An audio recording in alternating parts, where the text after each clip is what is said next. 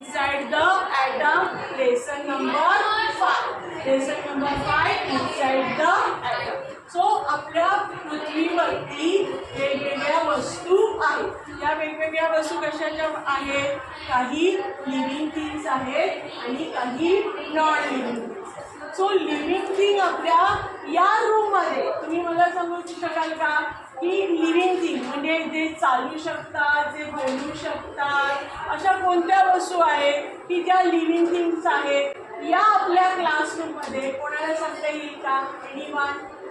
Okay, human म्हणजे आपण काय आहोत? Living things. अच्छा, जसे आपण चालू बोलू शकतो तसं अजून काही लिव्हिंग थिंग्स आहेत का या पृथ्वीवर? आहेत. ओके, कोणकोणते आहेत? कोणी सांगू शकाल हातवर करून? Very good. हां बोला. First humans. एकच humans. First human. Okay, second one micro organism. Micro organism. Very good. Plants. Very good. Animals. Animals. Very good. Next अजून कोण सांगू शकेल from boys? Okay, birds. birds. Very good. So there are 5 living things on a earth. 5 living things on a earth. First one is the human, second one is a plant, third one is a animal, fourth one is a bird, and fifth one is a microorganism. Okay, next. Here, can you tell me names of some non-living things in this class? Non-living things. Non-living things in this class. In this class. Tell me only one word. Okay. Tell me. Table. Okay. Next one. Blackboard. Blackboard. Okay. Any other girls from that side? Okay. Last girl. Bench. Okay. Next one. Huh? Notebook. Okay, very good. Any Chair. Chair. Very good. So these are the things. They cannot walk. They cannot talk. They cannot walk. They cannot talk. So they are called as a non-living thing. But the non-living thing and the living thing are made up of small and smallest particle, and that smallest particle is called as a atom. Is called as a atom. For long year ago, in the 7th century, before the Christ, 7th century, there is a philosopher called as his name was Maharshi Kanad. काय नाव होतं? महर्षी कणाद. आणि महर्षी कणादांनी या ठिकाणी या सांगितलं हे सगळं विश्व, all this world is made by some small particle, and that smallest particle is called as a परमाणु. Is called as a परमाणु. So महर्षी कणाद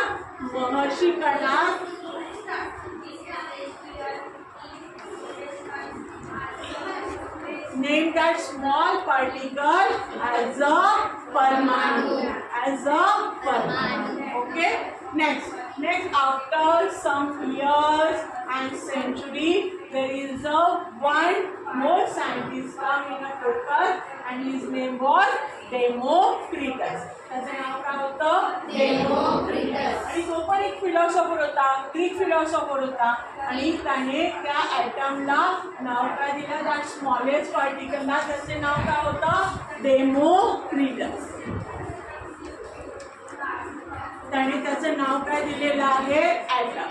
ठीक आहे, काय नाव दिलेलं होतं? ॲटम. ठीक आहे. त्यानंतर एक इंग्लिश सायंटिस्ट आला आणि त्याने या आपल्या ॲटम जो आहे त्याचा खूप अभ्यास केला.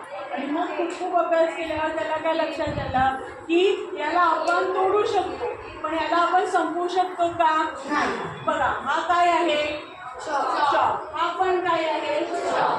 अच्छा, या चॉकचा त्याला मध्ये लागलेलं आहे सगळे कण. दिसत आहे तुम्हाला सगळ्यांना? ठीक आहे. हे पण कशाचे कण आहे? चॉकचे. म्हणजे चॉकला मी संपवू शकते का? मोठा असेल तरी चॉक, छोटा झाला तरी चॉक, चॉकची पावडर झाली तरी पण ती काय आहे, चॉकचीच पावडर आहे. म्हणजे याचं आपण अस्तित्व समजू शकतो का? So it is a indivisible and indestructible, म्हणजे त्याचं आपण अस्तित्व समजू शकत नाही. मग त्याच्यानंतर कोणता शास्त्रज्ञ आला? डाल्टनने काय म्हटला? डाल्टनने म्हटला it is a atom is इनडिव्हिजिबल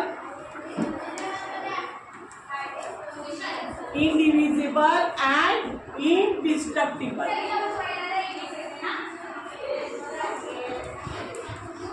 ठीक आहे, indivisible and indestructible. त्याच्यानंतर शास्त्रज्ञाला कोण? J Thomson. आणि जे थॉम्सनने काय सांगितलं की ॲटममध्ये बरेच पार्टिकल आहेत आणि त्यातला एक मेन पार्टिकल त्याने शोधला आणि त्या शोधलेल्या पार्टिकलला त्याने नाव काय दिलं? जे थॉम्सनने नाव दिलं त्याला काय नाव आठवतं का तुम्हाला? शिकवलेला भाग आहे. नाव काय होतं त्याचं? इलेक्ट्रॉन. काय नाव होतं? इलेक्ट्रॉन. आणि इलेक्ट्रॉन हा कसा होता? कसा पार्टिकल होता? Negative charge. ठीक आहे, कसा आहे? Negative charge particle. ठीक आहे. मग त्याच्यानंतर कोणता शास्त्रज्ञाला? शास्त्रज्ञाला रुदरफोर्ड.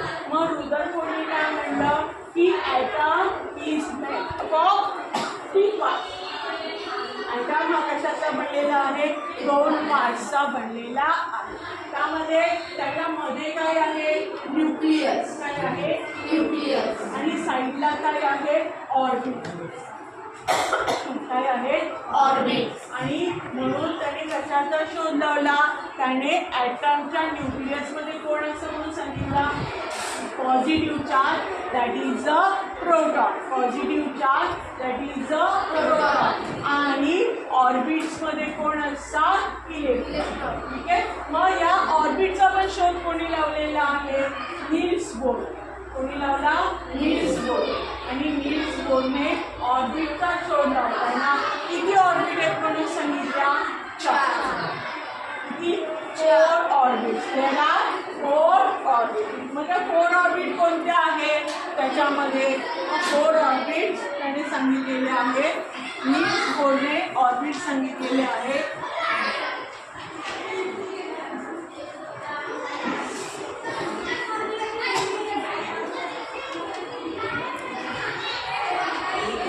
नील्स बोरने ऑर्बिट कोणत्या सांगितलेले आहे? के ऑर्बिट. आता के ऑर्बिटची कॅपॅसिटी काय आहे? 2 इलेक्ट्रॉन. किती इलेक्ट्रॉन? 2 इलेक्ट्रॉन. ची किती आहे?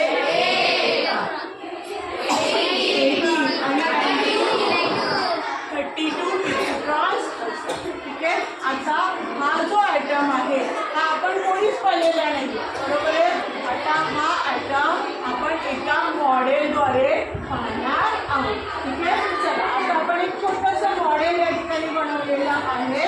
त्यातून आपण हा ॲटम कसा असतो ते आपण पाहणार आहोत. बघा काय दिसतंय याच्यामध्ये सांगा बरं. कोणी सांगू शकेल? या ठिकाणी हा मध्ये कोण आहे? मोठाने बोला. Very good. कोण आहे? न्यूक्लियस. कोण आहे? न्यूक्लियस. या न्यूक्लियसमध्ये कोण कोण असतं? कोण कोण असतं? Very good. बोला. पॉझिटिव्ह चार्ज प्रोटॉन आणि 0 चार्ज कोण असतो? न्यूट्रॉन. कोण असतो? न्यूट्रॉन. पॉझिटिव्ह चार्जवाला प्रोटॉन आणि 0 चार्जवाला न्यूट्रॉन असतो. आणि आपण काय म्हटलेलं आहे की या काय आहे? ऑर्बिट. या काय आहे? ऑर्बिट. ठीक आहे. पहिल्या ऑर्बिटचं नाव काय आहे? त्या ऑर्बिटमध्ये किती इलेक्ट्रॉन असतात? 2 इलेक्ट्रॉन. बघा याच्यामध्ये 2 इलेक्ट्रॉन आहेत का? Very good. ऑरेंज कलरचे किती इलेक्ट्रॉन आहेत? 2. नेक्स्ट पुढची ऑर्बिट कोणती आहे? एल ऑर्बिटमध्ये किती इलेक्ट्रॉन असू शकतात? 8. पण या ठिकाणी बघा किती इलेक्ट्रॉन दाखवले? 7 आहे. नक्की मोजले? ओके. अच्छा, पण या मॉडेलवरून तुम्हाला काय दिसलं?